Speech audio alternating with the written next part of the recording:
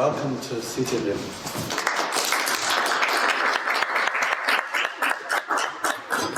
Somebody want to switch out the lights, please? John, thank you very much for the very kind introduction, but thank you so much for inviting me here to your school for the first time I'm here. I've been very excited since I got the invitation. This in no means represent the kind of work that I do, but I want to introduce my work, the two worlds that I occupy. And the two worlds are not isolated, they work symbiotically. And come in.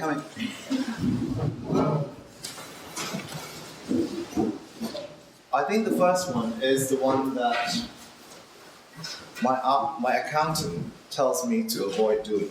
It's the world that I see here, London as a circular disc, which turns into a Victorian sponge cake. A world that I sort of reimagine what London could be and might be or should be.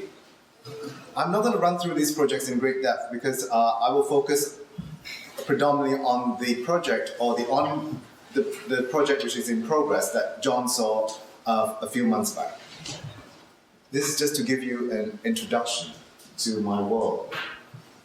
I believe in a world where, for example, the Thames should freeze over, like this image of the Frost Fair, and activities should occupy and inhabit the Thames, the frozen Thames. Or polar bears should float along the House of Parliament. I absolutely adore, and I wish I could occupy the world of Calvino or Alice. Taking on Alice.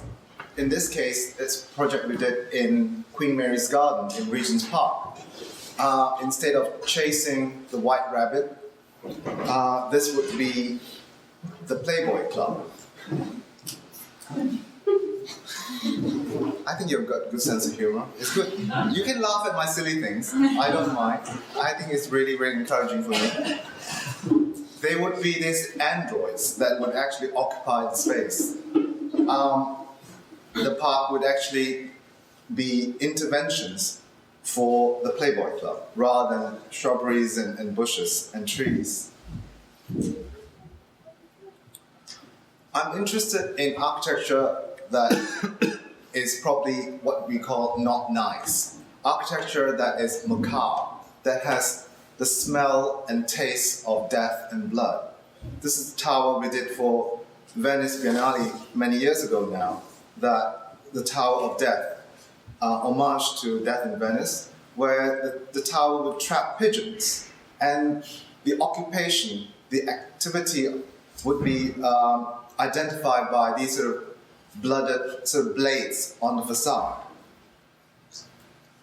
More macabre, in a project we sort of worked on in Smithfield Market, where I'm fascinated not just by the piece of existing market architecture, but I'm fascinated by, as I said, the smell of meat and death. And I'm also interested in literature, and sometimes it's pretty lowbrow, like this one here, that inspired this intervention in Smithfield Market. 3 towers made of straw, stick, and brick. Nothing too much to it. And the occupation, my interest also lies in the pictorial sometimes, the making of the picture, of the vision, where the vision will become three-dimensionalized. In this case, Smithfield Market, the plan of it emerges out of the sketchbook, the recipe book. I come from a world where I believe that if you were to read a normal piece of object at a different scale, it would mean a completely different thing. Here, this is a briefcase where chickens would coo in openings and lay eggs for the inhabitants. I come from a world where I romanticize tradition, and where women rules the world here, in this case, everything in this building would be female. I believe in, you can snigger, it's fine. Please do, it will actually encourage me to be more sort of out of control. I like edginess in my programs. In the Battersea.home project we did, it would manifest itself as a dating agency. So rather than finding just a dog, you would find your life partner there. I'm just running through this very quickly. I also come from a world where I believed in dragons and people could fly through the air, being swordsmen and women. Within this series of projects, there was one that looked into the new Circle Line in London, which is very slow and very, very, troublesome. Here, we lifted it up into air, and instead of being in very slow carriages, one would actually roll these dragon boats across the sky of London, passing by windows and peering into a world that I think I mentioned this morning, the world of voyeurism. This is an image from Hitchcock's movie, Rear Window. It was all sort of put together in my latest book, called Short Stories.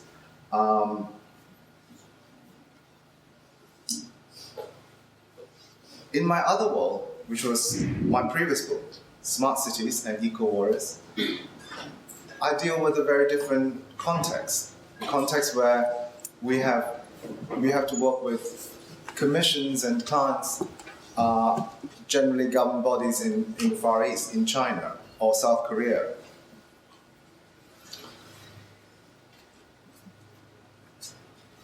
Like I believe in Alice in Wonderland, I also believe in Adam and Eve, where they had plenty and everything was available in the Garden of Eden. So I'm very much in support of local production and local sustainability. If I were to look at how ridiculous, the absurd, the lengths we go through to get our food on the table, if you look at this diagram, we actually import lamb from New Zealand, where we can get very, very good lamb from Wales. And if you go in England anyway, in supermarkets, if we go to Sainsbury, my favorite beans would have to come halfway around the world from Kenya or Morocco. The intention of the following projects was very much to develop local production, but also to cultivate eco-warriors, the farmers, to actually empower them, rather than them being seen as secondary or tertiary citizens, especially in the Far East, for example. We're interested in making architecture out of nature, vegetation, agriculture, plants, trees, fruit trees, which changes color and texture and smell. We're interested in preserving existing farmland. For example, here, where we kept the carpet of the existing farmland in South Korea, where we just have these sort of four infrastructure that would house all the required programs, instead of actually demolishing and abolishing food production altogether in big cities. That's what lots and lots of governments are doing now in Asia. And for the interest of students, we made this model with a very simple message. The tension between the new infrastructure and the existing farmland are the four piers, the four fingers, and the base, you might be interested, is that we actually knitted it. We wanted to show the difference between the synthetic, which is this color paper, and the knitted, being more natural. The natural or the existing landscape condition of food production. The person who knitted it for 2 weeks, I think, went crazy. If you can imagine, this is a double AO model, so. I'm interested in also creating food networks, information, knowledge network, from recipes to nutrition. If one were to stitch together all the big public squares in the world and actually hubs where you can store this information and actually become the catalyst where communities actually come together to teach and also to exchange knowledge. That will be quite an interesting activity.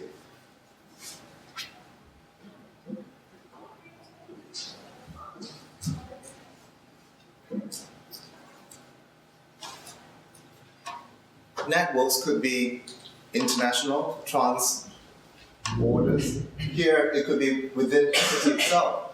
It was a project we did in Newark in the US, where the city is pretty run down because of the economic situation there, where all the green areas in Newark are leftover abandoned sites. And the proposal was very much to do with getting the local authority to force the landlords and the owners of this land who have not been taking care of these plots to lease it out for free to local communities to produce food.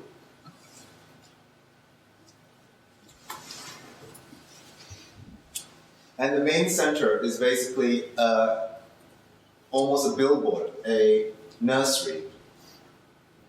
And the billboard would then, through its shadow, the shifting shadow, would provide the territory for the market space. So the market will be forever changing and shifting.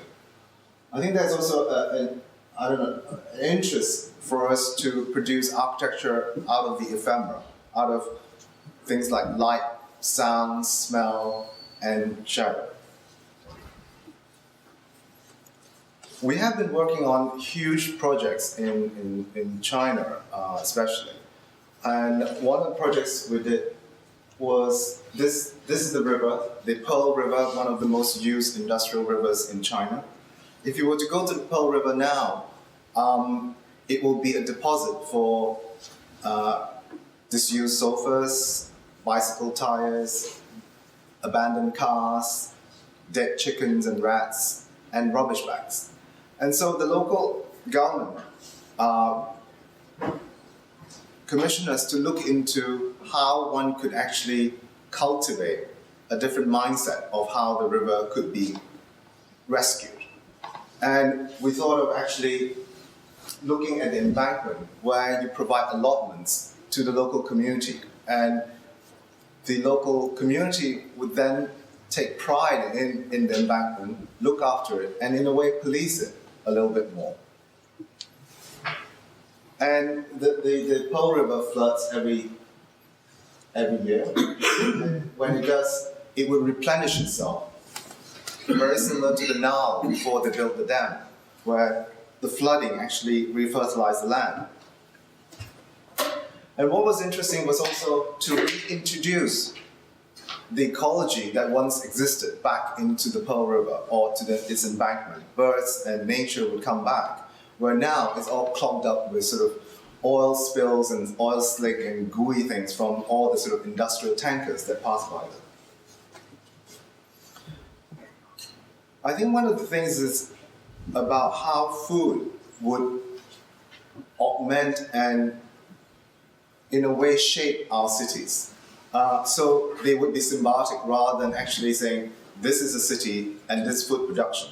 We're interested in how food production in the smaller sense of the window box to the big sort of city allotments would actually augment our city and shape its physicality. This was a project that we did was about 9 kilometers square for 300,000 people. It was the first project we did for the Chinese government that actually initiated the sort of our interest in how food and city could have a symbiotic relationship. It was really interesting because this plot of land was did and is, I think, produced food for Hong Kong, Macau, and South China. And the government was very willing, strange enough, to not only stop food production, but also dislocate the entire community there. And what we went back to them was that we can say, can we actually save the farmland and work with the farmland and still give you the program that you require. And they say, if you can give us the square meterage, do whatever you want. So that's what we exactly did. So that was a very exciting catalyst for a whole host of collaboration with the Chinese government and also kind of research exercise for us. These were the kind of study models looking at how we can actually increase and augment the surface area to provide human inhabitation as well as food production. But a lot of it was also to do with empowering the community, where in a way, by talking to the community there, we tell them that, living in the 65th floor in a city might not be as fun as you think, because a lot of them do aspire to have this, what we call the Western model of city living. The largest project we've done to date is the one in Guangzhou in South China, this is a plot of land which is 27 kilometers square in central Guangzhou city. You see that little red stick there? Just up there would be, just to locate you, for those who doesn't know Guangzhou, this is pretty central. The Zaha Hadid Opera House, which is just north of that red stick. The Guangzhou government has decided that this is a preserved piece of land that cannot be built on, apart from the black patches which already exist. It's currently an orchard, and they want to reintroduce ecology and science research into it. So things that to bring back nature into the heart of the city. I thought it was a pretty brave move of the Chinese government. So I think most of my time now and my time in the office, we spent looking into these sort of mega projects. So, and every so often, we would delve into the other world, the first world of, I guess, to quote my accountant, indulgence, to keep me sane. But the reality is that one informs the other. And I find that, and so does my team, find it really interesting to work in two scales simultaneously, or one after the other. And they actually inform each other. And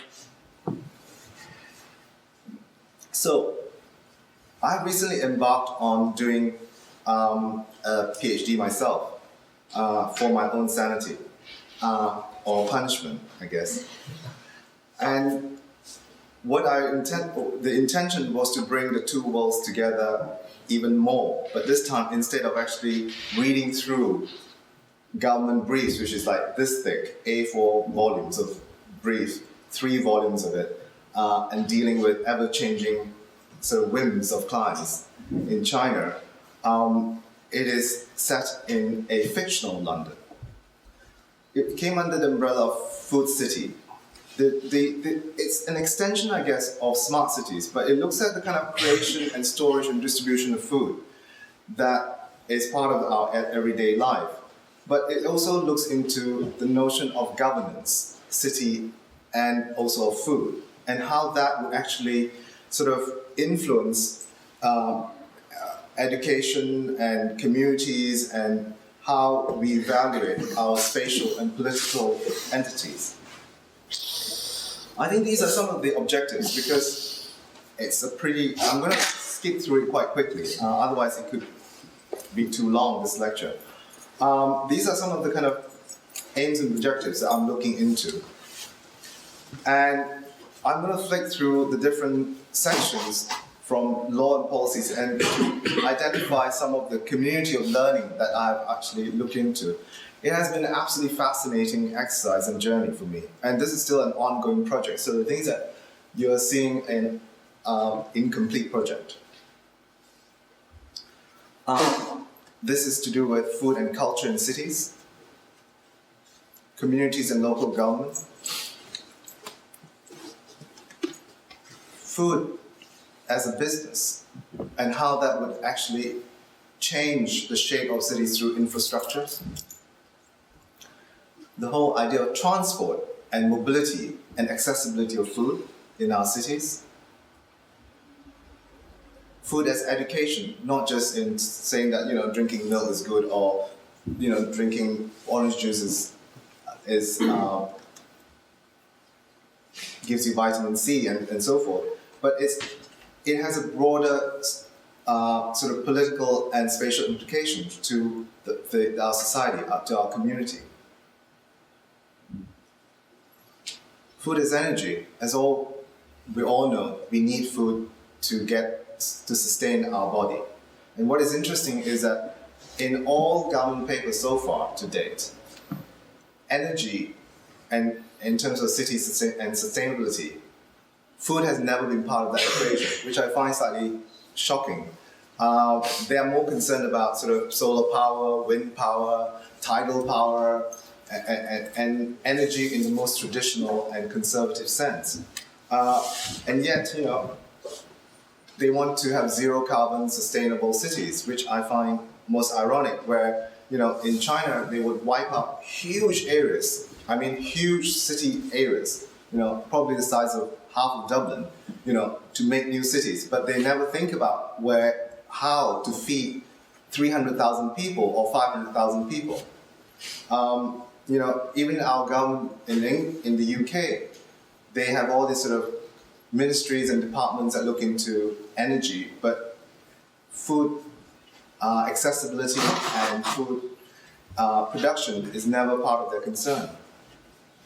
Anyway, I will stop griping and carry on. I will just introduce my heroes that I've been looking into. I mentioned John Haydock earlier on,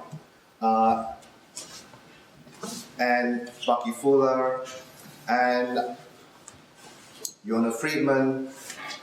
I'm also interested in narratives and how one would actually describe architecture and space making through comic strips. For example, up here, I'm not sure if you're familiar with Jimmy Corrigan. Have any of you read Jimmy Corrigan? Or Heath Robinson here. I think as somebody who is obviously not originally from the UK, from the West, I found English humor fascinating, and Heath Robinson definitely entertains me a great deal. And for me, he ranks, this is a travesty to say this, he probably ranks for me as an inspiration higher than Corbusier. Somebody's going to shoot me later, I'm sure. And of course there's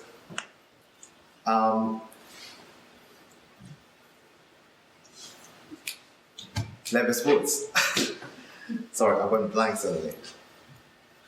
I'm interested in the city being the protagonist. If you read sort of Elroy, Kane, and writers, Los Angeles is always the main character, the protagonist in any of their stories.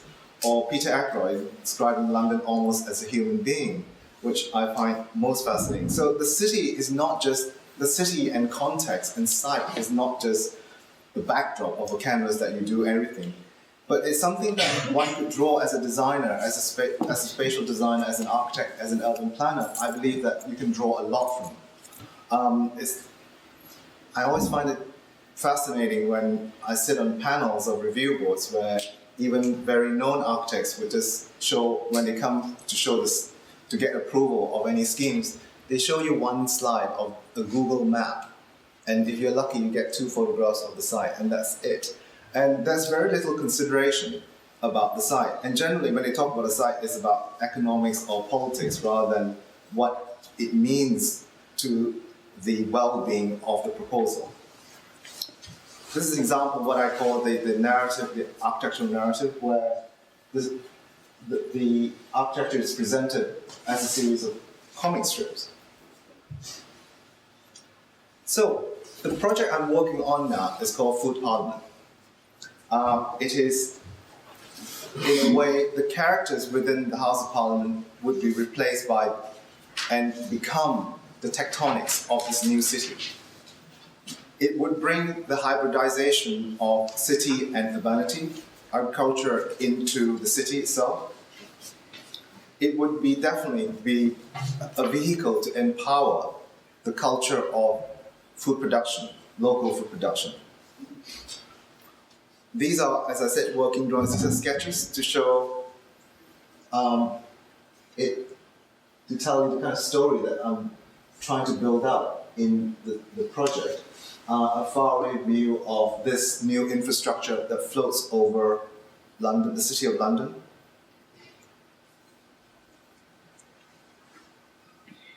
So the black is the existing London, and there's this infrastructure that floats over it.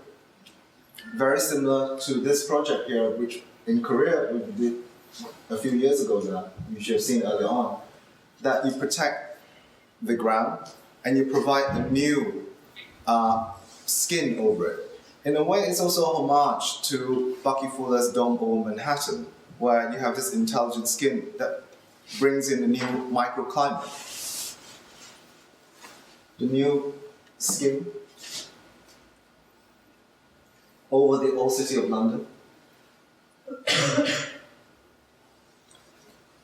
A production skin, like the one in China and also this one in Nordhavn in Copenhagen, where it's a new production carpet in the old docks. I'm fascinated by creating the Garden of Eden, where everything is accessible in terms of food. There are different characters in this food parliament. I'll go through it in a minute. But just to describe it, there is the skin, which is Westminster Hall. And Westminster Hall has this solar pixelation on that, which actually absorbs energy, and the bottom would have a silver-coated film, which then reflects light and heat back into the city. The ring is Big Ben.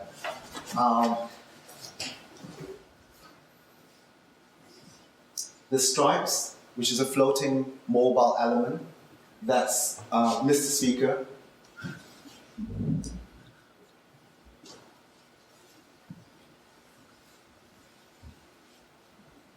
The farming communities above the infrastructure. And these would be hubs where food will be grown vertically. It was inspired by this tribute to Christopher Wren, City of Spires.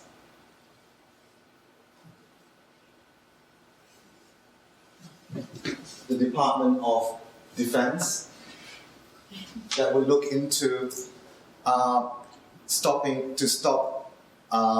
any sort of diseases, food diseases coming into the city. So they become characters in themselves. So those poor beetles are being sort of abolished.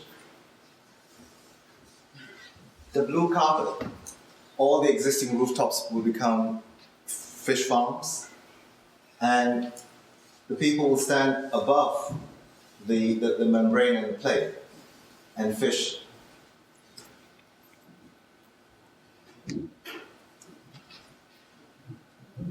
So the little pieces of leaves up there, the shape, they would be solar cells on the top, and then they would be silver foil at the bottom.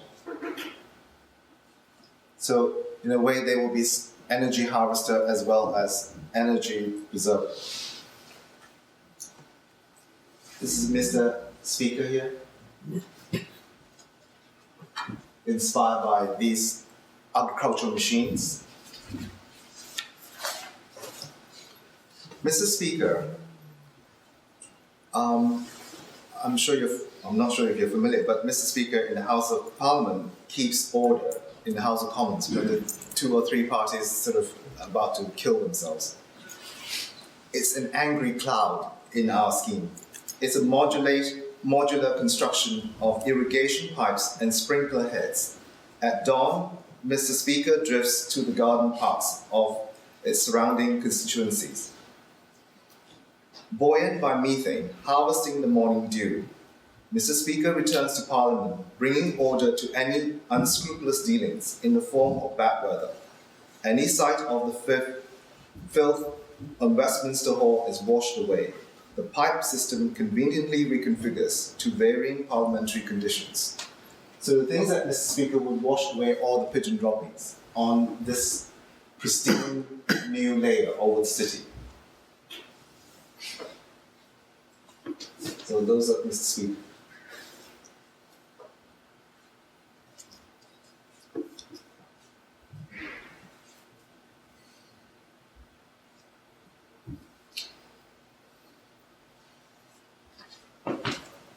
The River Thames would manifest itself as the Lord Mayor, where refuse and biodegradable products would be recycled. And there are a whole series of anaerobic digesters in the river itself.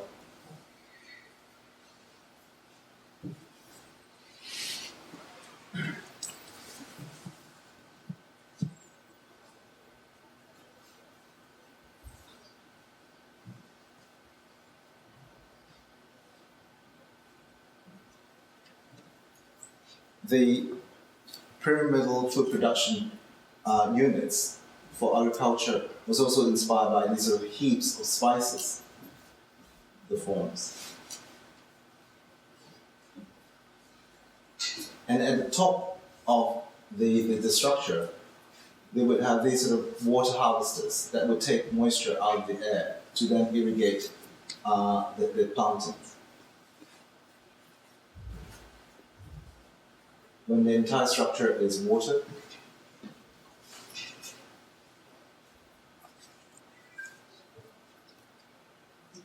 a view looking up into the pyramid.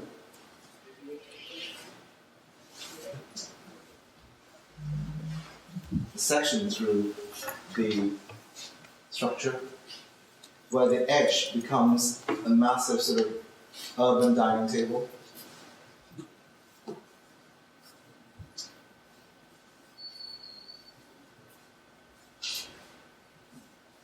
And every so often, the good Samaritan would actually go and polish the structure itself.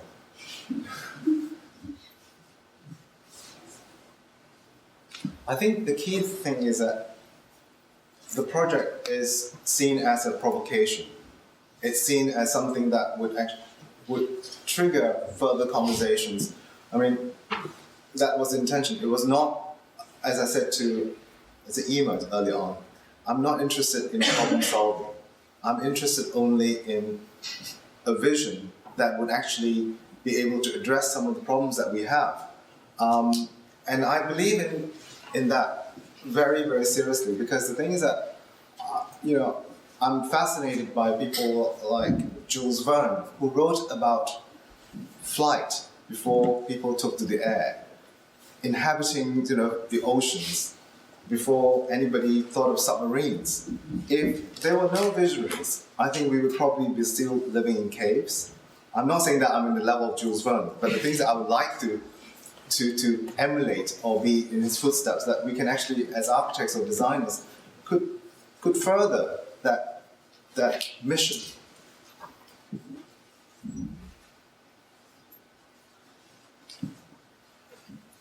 And then once the food is processed, the vegetable will be lowered down into the city as these sort of food parcels. They look like little packages from Tiffany's.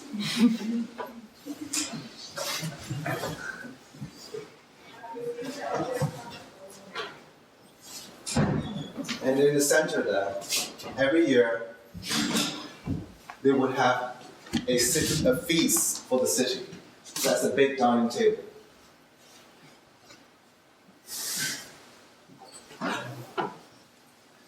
You can see the scale of the person.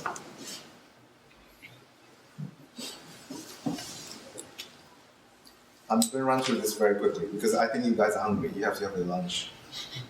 So, and some of these sort of, scenes and spatial conditions were inspired by other food production units.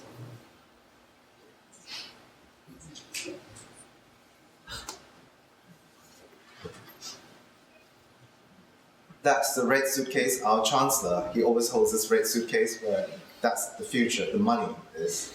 And the red suitcase manifests itself as the storage of food. So food, in this case, food is the currency, the new currency, just like your seaweed would be.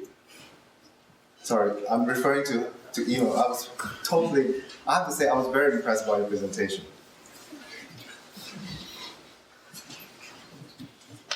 And the points where the great suitcase would exist would coincide with the church, all the churches in London, because they used to be the gathering spaces for communities. Here, they would actually come to collect and buy and sell and trade food in this new version of the new city.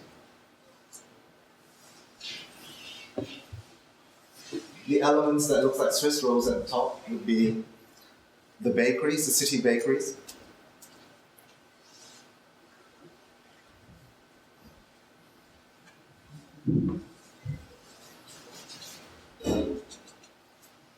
They would actually work together with the MPs, where the MP is a roving, I'll show you in a minute, would be the roving element within the scheme itself, where food, baked pies would be taken out to the constituents. So these tall structures would be the MPs that would move into the city, into the different parts within London itself. And underneath this cloak, pies will be hung inside it. It's almost like Mr. Gadget, you know, Mr. Gadget that opens and all the gadgets are inside. So there's this kind of relationship between the bakery and the MPs. It will then move outside the Parliament. Department of Transport will manifest itself from the Deers from Richmond Park. So there will be no more cars in the city, and every single road within the city itself will be used for food production. So what you get it would be Deer transport.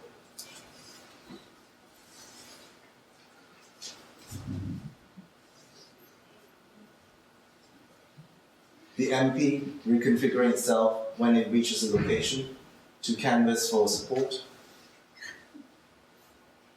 So the entire cloak would be lowered down, and then you can reach, within the inside, you can reach the pies. Big Ben, I think I mentioned earlier on, the time clock for London. In this case, it's a ring that actually tells time through its food production, the changing colors of the vegetation.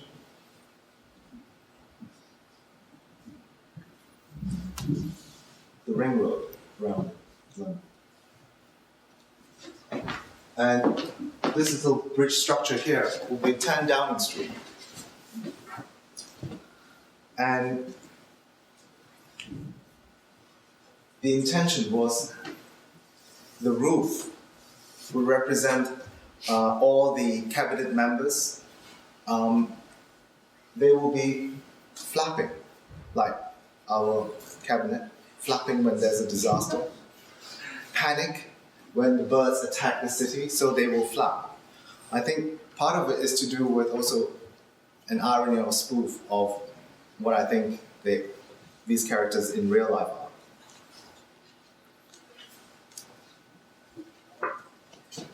A view from underneath.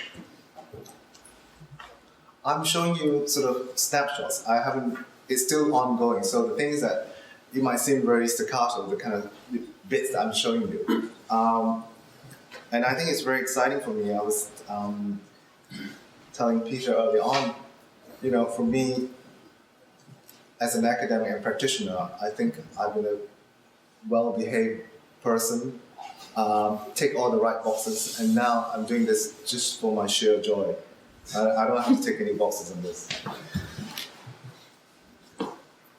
And if you are a tourist, you can take a snapshot through your camera of the underside of this world. That's it. Thank you very much.